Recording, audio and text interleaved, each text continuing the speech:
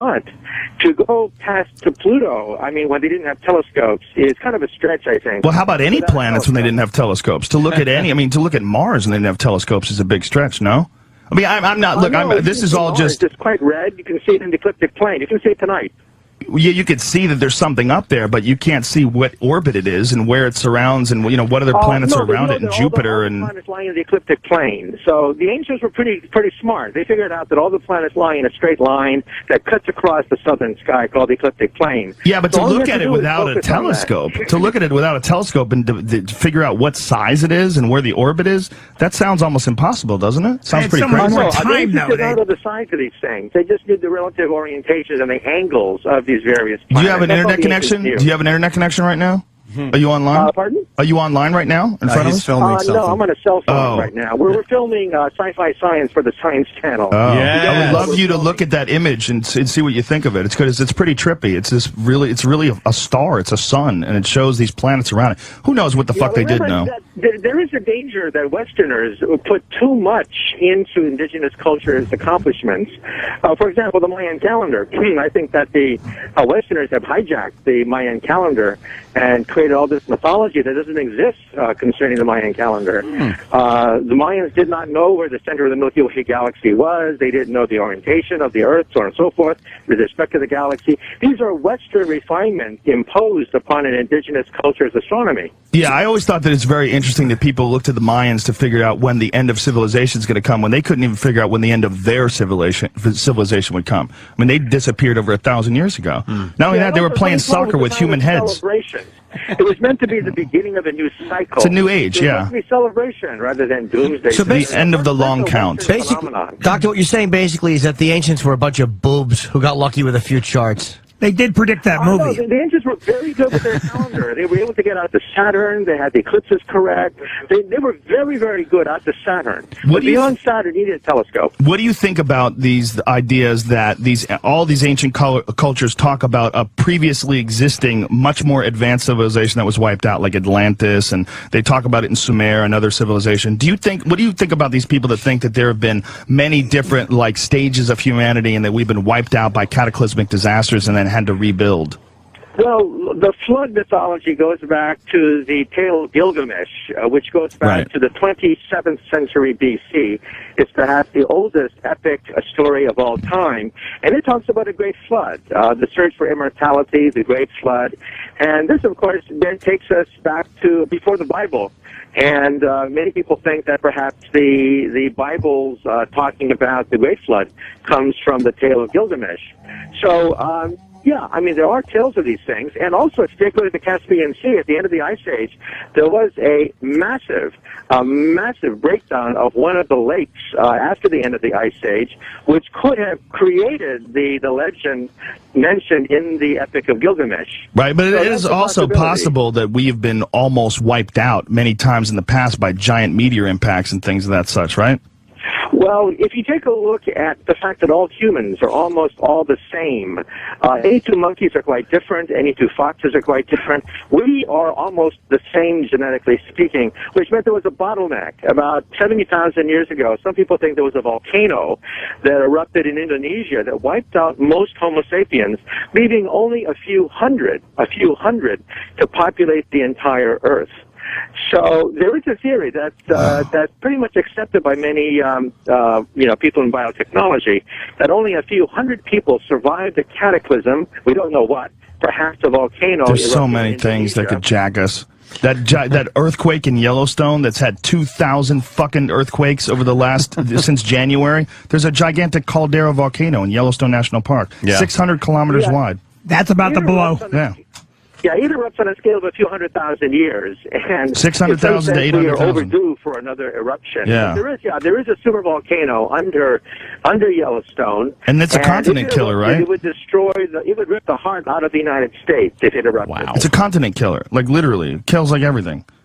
Gophers live. That's why I have property in Canada. And it's happened in the past. Yeah. It's not science fiction. It's happened in the past. Yeah, every 600,000 to 800,000 years it blows. I mean, they only figured it out that it was a giant volcano really within the last couple of decades, right? It was like satellite imagery, wasn't it? Yeah, there are a few supervolcanoes that in principle could wipe out the United States. Yellowstone is one. Another one is in the Canary Islands. If an island there collapses, it'll set off a tsunami which will inundate most of the Northeast. And so these are very, very credible dangers that we have to worry about. But again, on a time scale of thousands of years. But it's something that, it does give you pause knowing that if Yellowstone blew up, it would rip the heart out of the United States of America. It's, the way I look at it is like human beings are like, we live in an anthill. There's an anthill that's in the middle of a field, and the ants in the anthill, they've only lived for a couple weeks, and this is all they've ever known. The anthill's always been there. Yeah. And one day some little fat kid comes walking through the field and just stomps the shit out of that anthill. And you know what? It just happens. They never saw it coming, and life is forever changed. Joe, you're hysterically funny. You're very bright. Listening to you, I just want to go home and weep. I just want to sit in a corner and just weep. It just makes you appreciate the time that you have here. Yeah, I love this stuff. The mushrooms. By the way, can I say something? Yeah. It was mentioned to me that you had a discussion about a living planet, right? If you take a look at the movie Avatar, many people miss this. Sigourney Weaver warns the troopers in the movie Avatar that the planet is alive, that it has a central nervous system, and that's why everyone has a tail. The tail connects you to the central nervous system so you can upload. Yeah. You can upload and download with the planet. And that's how at the end of the movie, the planet is able to coordinate an attack against the Star Troopers. So here is an example of a living planet with the nervous system that is capable of coordinating an attack. Now, whether or not evolutionary biology allows this, of course, we can ask James Cameron if he thinks it's plausible. But it is a mechanism that they use in the movie Avatar to show how a planet could be alive. Well, if you do mushrooms, the planet feels alive. Have you ever done mushrooms? I can't hear you. I'm either watching. I love that. I can't answer. We were asking you if you've ever done mushrooms. Well, no. Psychedelic mushrooms, they would help you so much. I'm a physicist. I like to keep my head as clear as possible. Oh, it'll clear it up. Well, Joe's got a theory on cows and mushrooms. Well, it's not really my theory, but there are theories that mushrooms are literally life forms that have psilocybin mushrooms that are life forms that have come here from another planet, like on an asteroid, and that's one of the reasons why they have this profound effect on human beings. That when you're eating them, you're really taking in some sort of an alien consciousness. But if you sequence the DNA of the mushroom, you find that the proteins and the nucleic acids are the same ones that are found in your body. So believe it or not, you and a mushroom are made out of the same basic stuff. It's very similar to brain chemistry. Well, mushrooms, the compound in psilocybin mushrooms is very similar to actual human neurochemistry, right? The chemicals produced by the brain, the dimethyltryptamine is produced by the brain, and mushrooms are 4-phosphorylloxy-N-N-dimethyltryptamine. Well, the reason why psychedelic drugs work is because they're able to go past the blood-brain barrier, and they're able to set off the synapses between the neurons.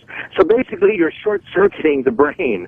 So think of a computer, and you set off every single circuit inside the computer. You fry it, right? Well, that's cocaine. That's what drugs do. They basically either set off all the neurons simultaneously, giving you the high, or they can be a depressant like heroin.